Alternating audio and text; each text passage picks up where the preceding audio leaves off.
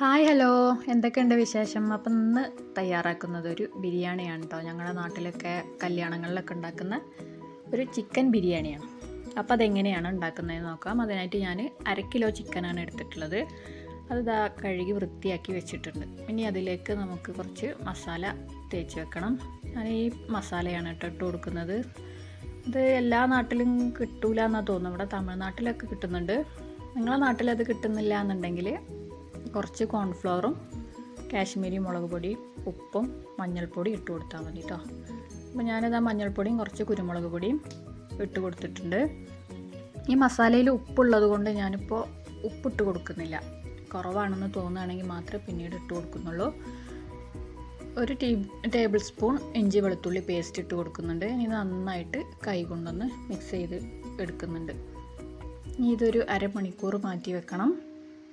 ആ സമയം കൊണ്ട് നമുക്ക് ചോറൊന്ന് റെഡിയാക്കി എടുക്കണം. അപ്പോൾ അതിനായിട്ട് ഞാനൊരു പാത്രം വെച്ച് കൊടുത്ത് അത് ഒന്ന് ചൂടായി വന്നപ്പോൾ ഓയിലും നെയ്യ് കൂടി ഒഴിച്ച് കൊടുത്തിട്ടുണ്ട് കേട്ടോ. ഇനി അതിലേക്ക് പട്ട, ഗ്രാമ്പ്, ഏലക്കായ ഇതെല്ലാം കൂടെ ഇട്ട് കൊടുത്തൊന്ന് പൊട്ടിച്ചെടുക്കുന്നുണ്ട്.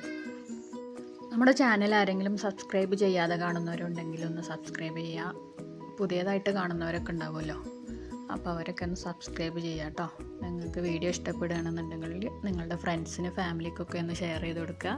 നിങ്ങളുടെ അഭിപ്രായങ്ങളൊക്കെ ഒന്ന് കമൻറ്റ് ചെയ്യുക. അപ്പോൾ സവാള ഇട്ട് കൊടുത്തിട്ടുണ്ട് കേട്ടോ.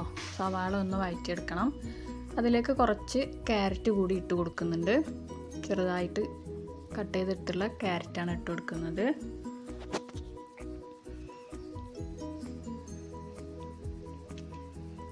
ഇനി ഒരു ടീസ്പൂൺ ഇഞ്ചി വെളുത്തുള്ളി പേസ്റ്റ് കൂടി ഇട്ട് കൊടുക്കുന്നുണ്ട്.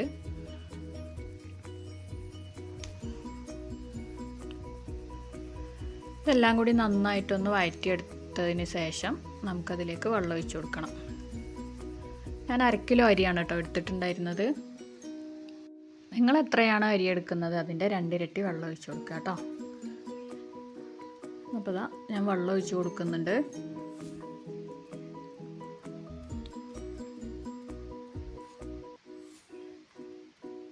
ഇനി അതിലേക്ക് ആവശ്യത്തിനുള്ള ഉപ്പ് കൂടി ഇട്ട് കൊടുത്ത് ഒന്ന് അടച്ച് വെച്ച് കൊടുക്കുന്നുണ്ട്. വെള്ളം ഒന്ന് തിളച്ച് വരട്ടെ.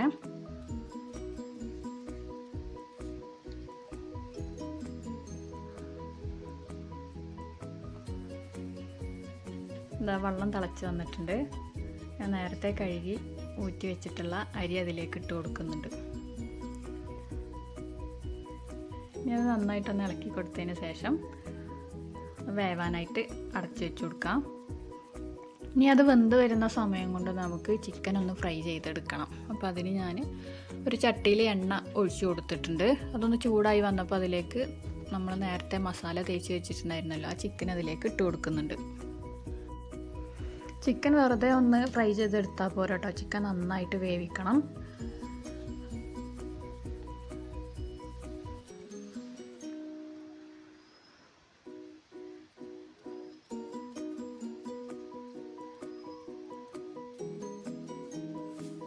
അങ്ങനെ ആ ചിക്കനെല്ലാം നന്നായിട്ടൊന്ന് ഫ്രൈ ചെയ്തെടുത്തിട്ടുണ്ട്. ഇനി അതെല്ലാം എണ്ണയിൽ നിന്നൊന്ന് കോരി മാറ്റണം. നമ്മൾ ചിക്കൻ ഫ്രൈ ചെയ്ത ആ എണ്ണയിൽ തന്നെയാണ് കേട്ടോ ഇനി മസാല തയ്യാറാക്കുന്നതും. അപ്പോൾ ഞാനൊരു പാത്രം വെച്ച് നമ്മൾ നേരത്തെ ചിക്കൻ ഫ്രൈ ചെയ്തെടുത്തിട്ടുള്ള ഓയിൽ അതിലേക്ക് ഒഴിച്ചു കൊടുത്തിട്ടുണ്ട്. ഇനി സവാള ഇട്ട് കൊടുക്കണം. ഞാൻ സവാള ഒന്ന് വഴറ്റിയെടുക്കണം. അതിലേക്ക് കുറച്ച് ഉപ്പ് ഇട്ട് കൊടുക്കുന്നുണ്ട്. എന്നിട്ട് നന്നായിട്ടത് വഴറ്റിയെടുക്കണം കേട്ടോ.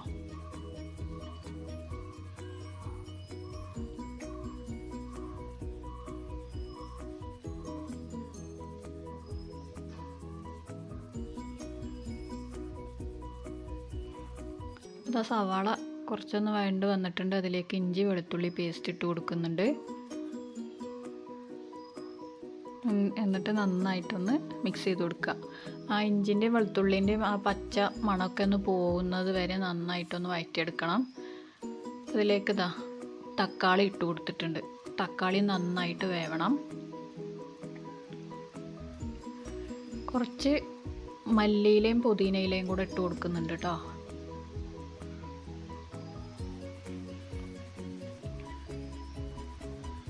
ഇതെല്ലാം കൂടി നന്നായിട്ടൊന്ന് മിക്സ് ചെയ്തതിന് ശേഷം നമുക്കതൊന്ന് അടച്ച് വെച്ച് വേവിച്ചെടുക്കണം.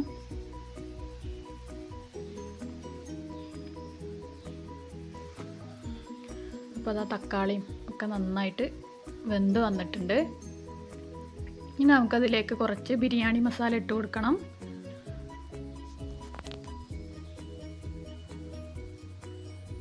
എന്നിട്ട് നന്നായിട്ടൊന്ന് ഇളക്കി കൊടുക്കുക. അതിന് ശേഷം കുറച്ച് തൈര് ഒഴിച്ച് കൊടുക്കുന്നുണ്ട്. എൻ്റെ കയ്യിലുള്ള തൈര് നല്ല പുളി ഉണ്ടായിരുന്നു കേട്ടോ, അതുകൊണ്ടാണ് ഞാൻ കുറച്ച് തൈര് ഒഴിച്ച് കൊടുത്തിട്ടുള്ളത്.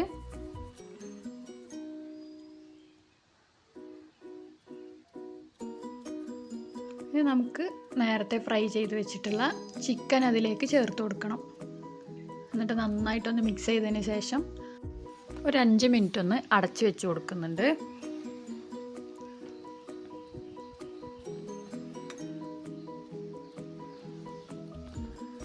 അതിന് ശേഷം നമുക്ക് നേരത്തെ വേവിച്ച് വെച്ചിട്ടുള്ള ചോറ് അതിൻ്റെ മുകളിലേക്ക് ഇട്ട് കൊടുക്കണം.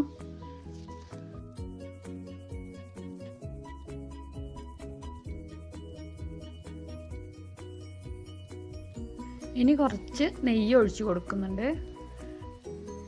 കുറച്ച് മല്ലിയിലയും പുതിനയിലയും കൂടെ ഇട്ട് കൊടുക്കുന്നുണ്ട്. ഇനി ഒരു 15 മിനിറ്റ് ഒന്ന് ദം ചെയ്യാൻ വേണ്ടി വെക്കുന്നുണ്ട് കേട്ടോ. ഞാനൊരു ദോശത്തവ എടുത്ത് അതിൻ്റെ മുകളിലാണ് വെച്ച് കൊടുത്തിട്ടുള്ളത്.